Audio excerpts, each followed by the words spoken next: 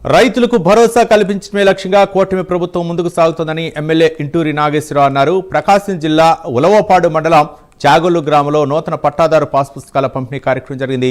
ఈ కార్యక్రమంలో ఎమ్మెల్యే పాల్గొని 660 మంది రైతులకు పాస్ పుస్తకాలు అందజేశారు. రైతులను ఇబ్బంది పెట్టకుండా అధికారులు బాధ్యతతో పనిచేయాలని ఆదేశించారు.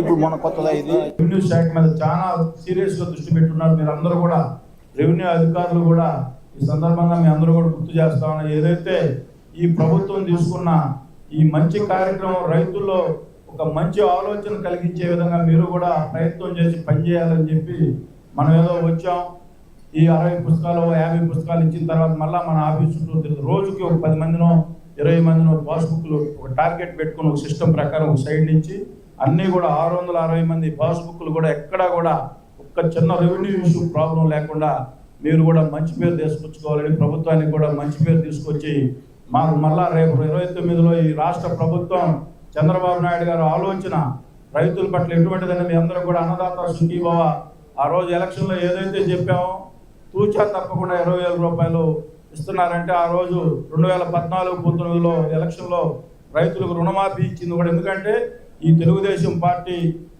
వ్యవస్థాపకులు నందమూరి తారక రామారావు గారు ఆలోచనే ఈ రైతుల నుంచి పుట్టిన పార్టీ